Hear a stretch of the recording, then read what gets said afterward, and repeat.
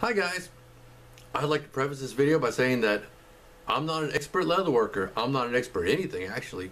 Um, Basically, I've done leather work on and off as a hobby for several years, and since I got the degenerative peripheral motor nerve condition that I have now, my neurologist said that doing leather work is good therapy for my hands.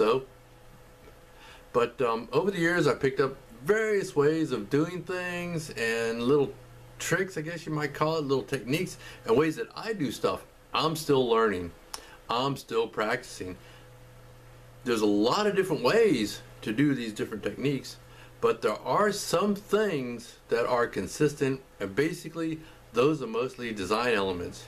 Now what I'm going to do is switch over to my little red camera, and I'm going to show you what I consider how to not make a holster. Hold on, here we go. A fellow contacted me and he wanted me to make him a custom left-handed holster. And he sent along this picture to give me an idea of what he wants the holster to be like. Now, this is just like a standard, it looks like just a standard pancake style holster.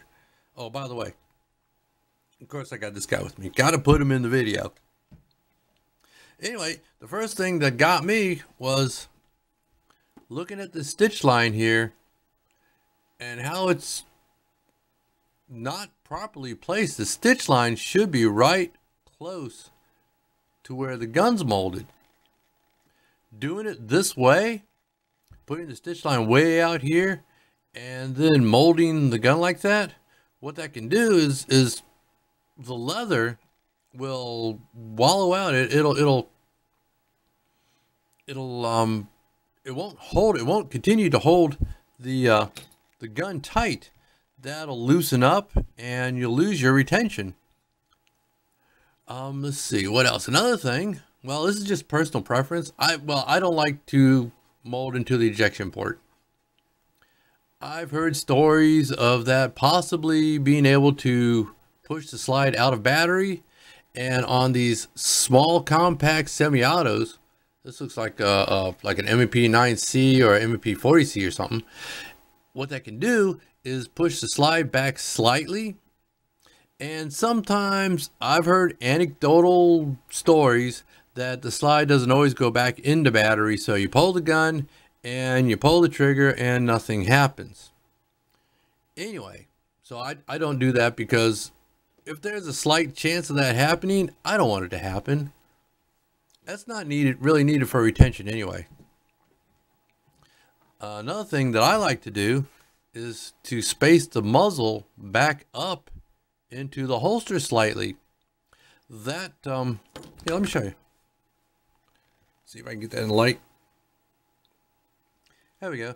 That helps to protect the end of the muzzle, so it doesn't get banged up. You know, if you sit on something, you just hit the leather. You don't hit the muzzle of the gun.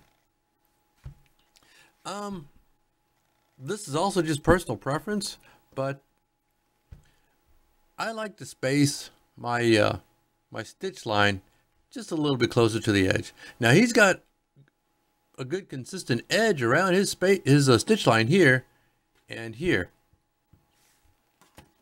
but I just like to get a little bit closer. That's me. That's personal preference, huh? But anyway, the holster that I'm making is going to be for this guy. Now, I've already made the pattern, and I've got a video on that. And since I've posted that video, the pattern has been approved. So next up, I'll be cutting leather. And we'll see you then. Stay tuned.